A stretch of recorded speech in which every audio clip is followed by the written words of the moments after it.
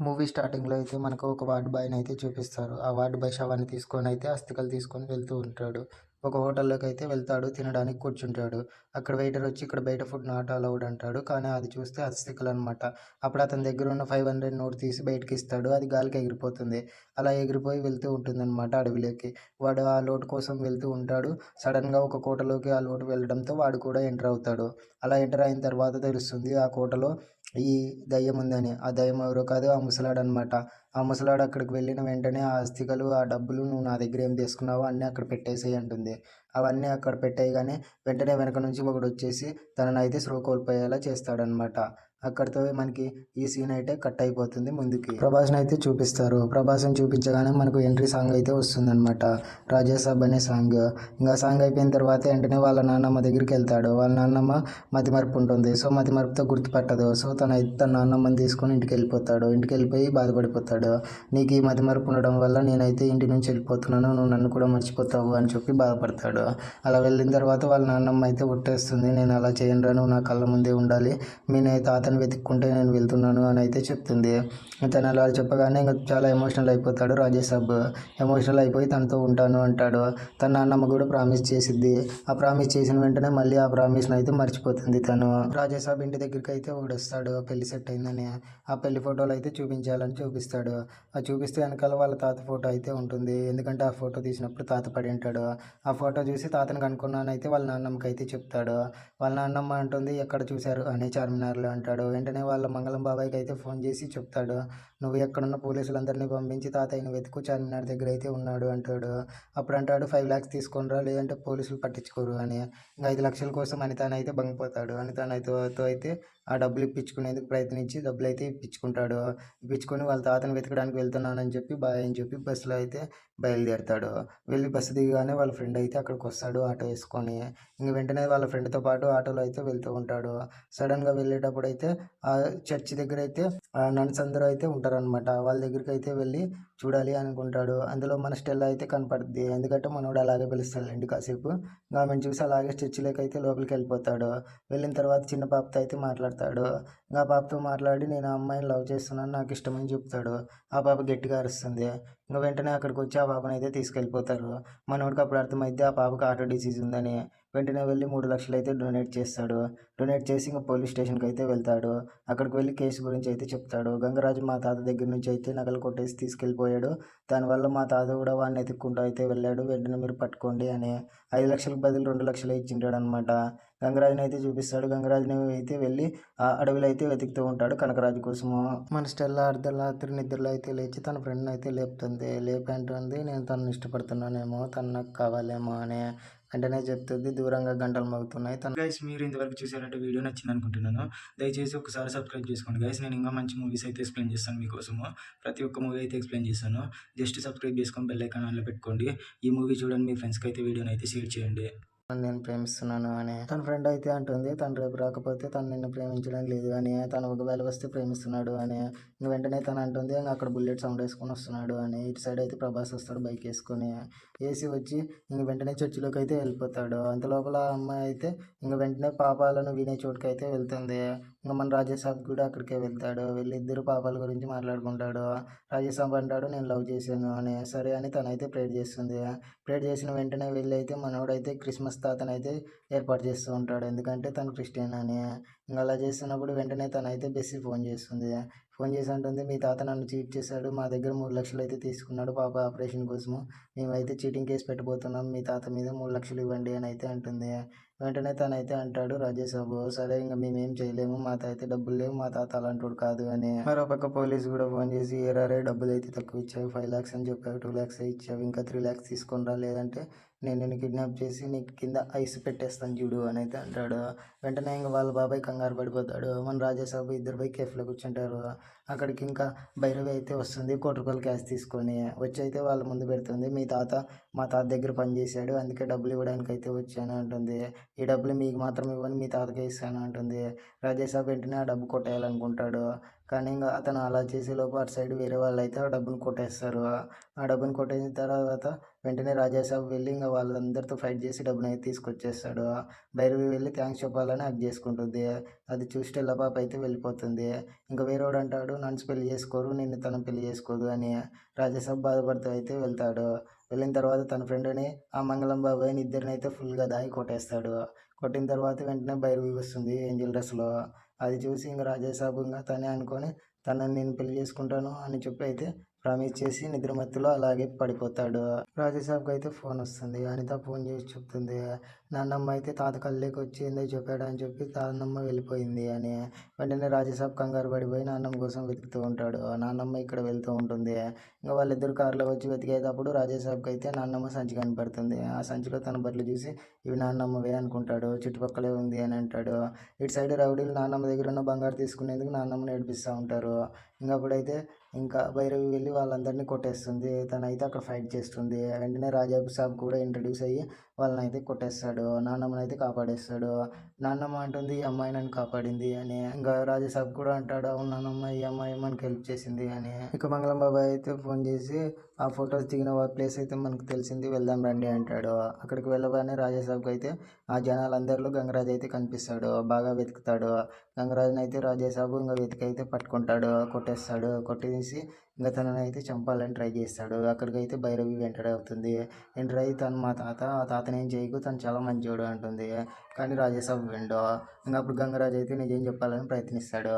ఆ నిజం ఏంటి అంటే వాళ్ళ నాన్నమ్మ సాధారణమైన వ్యక్తి కాదు గంగాదేవి అని. తను చాలా శక్తివంతురాలు డబ్బున్న అమ్మాయి అని. అప్పుడు అక్కడ కనకరాజు బిచ్చగాడు తన దగ్గరికి అయితే వెళ్ళి తను చేయి పట్టుకుంటాడు.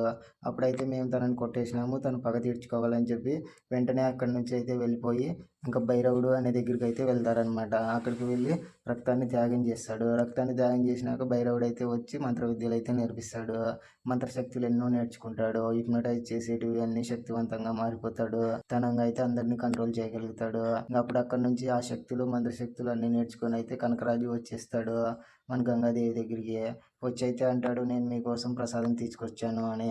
ఆ ప్రసాదం తీసుకోవడానికి గంగాదేవి అయితే అక్కడికి వస్తుంది. వచ్చి ఆ ప్రసాదం అయితే తింటుంది. ప్రసాదం తిన్న తర్వాత తనైతే వాడి కంట్రోల్లోకి వెళ్ళిపోతుంది. కంట్రోల్లోకి వెళ్ళిపోయి పెళ్ళి అయితే చేసుకుంటుంది. వాడిని పెళ్లి చేసుకున్న తర్వాత అక్కడ ఉన్న నిధి ఐశ్వర్యం అంతా అయితే వాడు కొట్టేస్తాడు. కొట్టేసి గంగరాజుపై కూడా నింద మోపేస్తాడు. ఇంకా అప్పుడు అక్కడ ఉన్న రాజు అయితే తన కూతురుని అయితే గెంటేస్తాడు. నీ వల్ల ఇది జరిగింది నీ అర్థం వల్లే అని. ఇంకా తను ఎన్నో కష్టాలు పడుతూ పెంచుతుంది మన రాజేసాబ్ని. కొడుకు కూడా చనిపోయి ఉంటాడు. ఇంకా అదంతా తెలుసుకున్న తర్వాత రాజేసాబ్ అయితే చాలా బాధపడిపోతాడు. బాధపడిపోయి అంటాడు నాన్నమ్మ నువ్వు ఎన్నో కష్టాలు పడ్డావు నాన్నమ్మ నీకోసం నేనుంటాను నాన్నమ్మ అని అయితే ఫోన్ చేసి చెప్పేస్తాడు. కనకరాజు గురించి అయితే గంగరాజు రాజేసాబ్కి అయితే చెప్తాడు. రాజేసాబ్ అయితే వెళ్ళి వెతకాలి పట్టుకొని రావాలి అని అయితే ప్రయత్నిస్తాడు. అలా ప్రయత్నించేందుకు ఇంకా తన అడ్రస్ అయితే తెలుసుకుంటాడు. నరసాపురం ఫారెస్ట్లో ఉన్నాడు అని. ఇంకా అలా వెళ్ళి వాళ్ళైతే అందరూ బైనాక్యులర్స్తో అయితే మొత్తం ఎతుకుతారు. అక్కడ ఒక ప్రైస్ ఇంకొకసారి అయితే గుర్తు చేస్తున్నాను. మన ఛానల్ అయితే సబ్స్క్రైబ్ చేసుకోండి. బెల్ ఐకాన్ అయితే తప్పకుండా ఆన్లో పెట్టుకోండి. ఈ వీడియో నచ్చినట్లయితే ఖచ్చితంగా లైక్ చేసుకోండి. మీ ఫ్రెండ్స్కి షేర్ చేయడం మాత్రం అస్సలు మర్చిపోకండి. సబ్స్క్రైబ్ చేయడం మాత్రం అస్సలు మర్చిపోతండి. పెద్ద ఇల్లు కనపడుతుంది అడవిలో. ఆ అడవిలో ఇంటిని అయితే చూస్తారు. వీళ్ళు అక్కడే ఉన్నాడు అనుకొని అయితే అక్కడికి వెళ్ళాలి అని అనుకొని ఆ ఇంట్లోకి అయితే ఎంటర్ అయిపోతారు. ఇంకా అలా ఎంటర్ అయిపోయిన తర్వాత చాలా మిస్టీరియస్గా అయితే జరుగుతూ ఉంటాయి. ఇంకా అక్కడ చూపిస్తారు మనకి స్టార్టింగ్లో వార్డు బాయ్ని చంపలేదు అని వాడు ఇంకా బతికే ఉన్నాడు అని. ఇంకా మన రాజేసాబు వీళ్ళందరూ కలిసి ఆ నిధి ఉన్న ప్లేస్లోకి అయితే వెళ్తారు. వెళ్ళి నిధంతా తీసుకోవాలి నేను ఇది మా తాతది నేను ఇతని మనవణ్ణి అని అయితే అనుకుంటాడు. అక్కడ వార్డు బాయ్ వచ్చి ముట్టుకోకండి సార్ ఆ తాత వచ్చి అందరిని చంపేస్తాడు అంటాడు. వెంటనే తాత అనౌన్స్మెంట్ ఇస్తాడు మైక్లో ఈయనదంతా నాది ఎవరైనా ముట్టుకుంటే చంపేస్తాను అని. రాజేసాబ్ ఎవరి మాట వినకుండా నిధంతా తీసుకోవాలని ప్రయత్నిస్తాడు. వెంటనే అక్కడికి ఇంకా తాత అయితే దయ్యం రూపంలో అయితే వచ్చేస్తాడు. వచ్చి భయపెట్టేస్తాడు. నువ్వు ఇక్కడికి రాలేదు రాజాసాబ్ నేను నిన్ను ఇక్కడికి రప్పించాను అని అయితే అంటాడు. అక్కడితో ఇంటర్వెల్ అయితే స్టార్ట్ అవుతుంది. ఆ తర్వాత అందరూ ఆ తాత దగ్గర నుంచి అయితే తప్పించుకుంటారు. తప్పించుకొని వెళ్ళి హాల్లోకి అయితే వెళ్తారు. అక్కడ నుంచి మాట్లాడుకొని ఇక్కడ నుంచి అయితే వెనకాల డోర్ ఉంది ఎస్కేప్ అవుదామని బయటకు అయితే వచ్చేస్తాడు. వచ్చిన తర్వాత సడన్గా రైలు అయితే వచ్చేస్తుంది. రాజాసాబ్ అయితే ఆ ముసలోని కాపాడేస్తాడు. తర్వాత ఇంకా వాళ్ళు ఎక్కడికి వెళ్ళాలో తెలియక లోపలికి అయితే వెళ్ళిపోతారు. లోపలికి వెళ్ళిన తర్వాత అందరూ అయితే చాలా భయంతో ఉంటారనమాట. ఆ తాత దయ్యం అయితే రాజాసాబ్ వాళ్ళ నాన్నమ్మ దగ్గరికి వెళ్ళి నేను చావు బతుకుల్లో ఉన్నాను గంగా నువ్వు వచ్చి కాపాడు అని అయితే అంటాడు. ఇంత లోపల వీళ్ళు ఇంకొకసారి అయితే తప్పించుకునేందుకు ప్రయత్నం చేయాలి అనుకొని బయటకైతే వచ్చేస్తారు. ఆ బయటకొచ్చిన తర్వాత వాళ్ళకి అర్థమైద్ది అక్కడ వాళ్ళ తాత అయితే ఉంటాడనమాట. శవంగా మారి కాలుతూ ఉంటాడు. అక్కడి నుంచి తప్పించుకొని అయితే ఇంక లోపలికొచ్చేస్తారు. వాళ్ళైతే చాలా అంటే చాలా భయపడిపోయి ఉంటారు. తాత అంటే భయపెట్టేస్తాడు కాబట్టి. ఇంగప్పుడు అంటాడు, "వార్డ్ బాయ్ నువ్వు ఇక్కడ చాలా రోజులుగా ఉన్నావు కదా! నీకెక్కడ ఉందో నిధి ఖజానా తెలీదా" అని. వాళ్ళైతే వెతుకుతారు కానీ దొరకదు. వాళ్ళు చాలా భయపడిపోతారు. ఇంక అక్కడి నుంచి వచ్చిన తర్వాత అయితే భైరవి అయితే మిస్ అయి ఉంటుంది. భైరవి దగ్గరికి అయితే రాజేసాబు వెళ్తాడు. వెళ్ళి తననైతే ఓదార్చాడు. కాస్త ముద్దుగా రొమాంటిక్‌గా మాట్లాడతాడు. వీళ్ళందరూ అక్కడ ఉండకూడదని చెప్పి బయటకైతే వచ్చేస్తారు. మన రాజాసాబ్ అయితే తనని ఇంకా ఓదార్చి తననైతే హగ్ చేసుకుంటాడు. వెంటనే మార్నింగ్ అయిపోతుంది. మార్నింగ్ అయిన తర్వాత ఎస్కేప్ అవుదామని పైకైతే వచ్చి తాడు కట్టి చెట్టు నుంచి జారి అయితే వెళ్ళిపోదాం అనుకుంటారు. అక్కడ ఉన్న ఆటో డ్రైవర్ అయితే దాన్ని దాటి వెళ్ళాలని ముందుగా వెళ్తాడు. వెళ్ళిన తర్వాత సడన్‌గా పోయి కాలిపోతాడనమాట. కాలిపోయి నల్లగా అయిపోతాడు. ఇంక అప్పుడు అక్కడికైతే వెంటనే మన బెస్సీ బాబు అయితే అక్కడికొస్తుంది. వచ్చి మీ తాత మాకు డబ్బులు ఇవ్వాలి, నువ్వు తప్పించుకొని తిరుగుతున్నావు అని. వెంటనే ఇంక బెస్సీ బాబుతో ఇంకోడు వచ్చింటాడు రిప్. వాళ్ళిద్దరూ లోపలికి వెళ్ళి ఖజానా దగ్గర డబ్బు తీసుకోవాలనుకుంటాడు. లోపలికైతే వెళ్తారు. రిప్‌నైతే మాయం చేసేస్తాడు తాత. ఇంకా మన బెస్సీ బాబు అయితే వాడిని వెతుక్కుంటూ వెళ్ళిద్ది. అక్కడికి వెళ్ళిన తర్వాత వాడు బయటికిలో ఉంటాడు. ఇంగ అప్పుడు బెస్సీని ఇంగా రిప్పుని ఇద్దరినైతే భయపెట్టేస్తాడు. బెస్సీ బాబు భయపడి బయటకైతే వచ్చేస్తది. రిప్ గాడు చనిపోయారనుకుంటారు. బయటకొచ్చి చూస్తే రిప్ గాడు కూడా వస్తారు. వాళ్ళైతే చాలా భయంతో ఉంటారు. తప్పించుకోవడానికి ప్రయత్నిస్తారు కానీ ఏవి వర్కౌట్ అవ్వవు. బెస్సీ బాబు అయితే ప్రేయర్ చేస్తూ ఉంటుంది. అప్పుడైతే రాజేసాబు బెస్సీ దగ్గరికి వచ్చి తను లవ్ చేస్తున్నట్టు చెప్పాలనుకుంటాడు. కానీ దెయ్యాలైతే భయపడతాయి. ఇంక తననైతే దుప్పట్లోకి రా నీకు నిజం చెప్పాలి అంటాడు. ఇంకా నేను భైరవిని లవ్ చేయట్లేదు, నేను నిన్నే లవ్ చేస్తున్నాను. నీకు పోయి నా కోసం ప్రేయర్ చేసావు అని అయితే అంటాడు. ఇంకా అప్పటితో ఇంకా మన బెస్సీ అయితే ఒప్పేసుకుంటుంది. దానికి అసలైన కారణం కర్రోడొచ్చి నిజం చెప్తాడు. నా వల్ల ఇదంతా జరిగింది, భైరవి ఇన్వాల్వ్ అయింది అని. రాజేసాబు వెళ్ళిపోగానే బెస్సీ అండ్ భైరవి ఇద్దరు మాట్లాడుకుంటారు సాబ్ గురించి. ఇంకప్పుడు రాజేసాబు వాళ్ళిద్దరు ఏం మాట్లాడుకుంటున్నారో తెలుసుకోవాలని మాట్లాడకూడదని చెప్పి వాళ్ళు బయటకైతే రప్పిస్తాడు. తనలోకైతే తాత దూరాడు అని అయితే చూపిస్తాడు. తాత దూరాడు అంటే అప్పుడు వాళ్ళు నమ్మరు. వెంటనే నాన్నమ్మ కాల్ చేస్తుంది. నాన్నమ్మ ఫోన్ అయితే రాజేసాబ్‌కి ఇస్తారు. రాజేసాబ్ ఎలాగైనా తప్పించుకోవాలని వాళ్ళ తాతలాగా అయితే మాట్లాడతాడు అక్కడ. తాతలాగా మాట్లాడి తప్పించుకుంటాడు. వాళ్ళ నాన్నమ్మతో తాతలాగా వీళ్ళందరూ చనిపోబోతున్నారు, నువ్వు రావాలి థర్డ్ అమావాస్యకల్లా అంటాడు. వెంటనే వాళ్ళ నాన్నమ్మ బాధపడుతుంది. రాజేసాబ్ అయితే మళ్ళీ ఫోన్ చేసి చెప్తాడు, లేదు నాన్నమ్మ నేను ఊరికనే అన్నాను వాళ్ళని భయపెడదామని, అదంతా ఏం లేదు, అదంతా నిజం కాదు అని. ఇంకప్పుడు వెళ్తాడు. రాజేసాబ్ అంటాడనమాట భైరవితో, ఎవరైనా తెలిసిన వాళ్ళు ఉంటే చెప్పు దెయ్యాలు విడిపించే వాళ్ళు అని. వెంటనే పద్మభూషణ్ గురించి అయితే చెప్తారు. ఆ పద్మభూషణ్ అయితే తీసుకొస్తారు. పద్మభూషణ్ వచ్చిన తర్వాత అన్నీ అర్థం చేసుకుంటాడు. ఇక్కడ చాలా మిస్టీరియస్‌గా అయితే జరుగుతున్నాయి అని. వాటన్నిటిని ఆపడానికి అయితే ప్రయత్నిస్తాడు.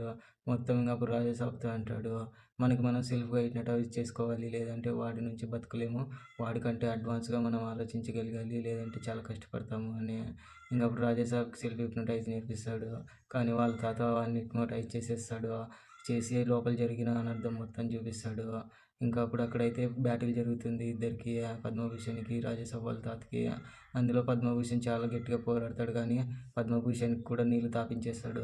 పద్మభూషణ్ వెళ్ళి వెంటనే దైవ గ్రంథం అయితే చదివిచ్చి సహస్ర చక్రాలను మనం ఏకం చేసుకొని భావోద్వేగాలను కంట్రోల్ చేసుకొని అక్కడైతే సెల్ఫ్ కంట్రోల్ చేసుకోవాలి అంటాడు. ఇంక అంత లోపల ఇంక వాళ్ళ తాత అయితే పద్మభూషణ్‌ని కొట్టయితే అక్కడి నుంచి అయితే పంపించేస్తాడు. పద్మభూషణ్ ఇక్కడ ఉన్నంత వరకు వాళ్ళకైతే అన్నీ నేర్పించి డేంజర్‌గా మారుతాడు అని. రాజాసాబ్ అయితే బెస్సీని హగ్ చేసుకొని మాట్లాడుతూ ఉంటాడు. వాడికైతే భైరవి వచ్చేస్తది. ఇద్దరి మధ్య గొడవ అయితే జరిగిద్ది. వాళ్ళిద్దరూ కలిసి ప్రభాస్‌ని అయితే తిడతారు. అప్పుడు ప్రభాస్ తప్పించుకోవడానికి ఒక ప్లాన్ అయితే ఏస్తాడు. ఇక్కడ నుంచి మనం ఒక ఇమాజినేషన్ చేసుకొని తప్పించుకుందాము అని. వాళ్ళు అలా వెళ్తూ ఉండగా సడన్‌గా అక్కడికైతే కార్ వచ్చిద్ది. అందులో నుంచి అనిత అయితే వచ్చిద్ది. అనిత అంటుంది, నేను నిన్ను ప్రేమిస్తున్నాను, నువ్వు నన్ను పట్టించుకోవట్లేదు అని. తనైతే ఇంకా చాలా బాధపడిపోతుంది. ముగ్గురితో సాంగ్ అయిపోగానే తాత రాజాసాబ్‌లాగా ఫోన్ చేసి వాళ్ళ నాన్నమ్మని తీసుకురమ్మని అయితే చెప్తాడు గంగరాజ్‌కి. గంగరాజ్ అయితే వాళ్ళ నాన్నమ్మ దగ్గరికి వెళ్ళి నిజం చెప్తాడు, తాతయ్య చనిపోబోతున్నాడు అని.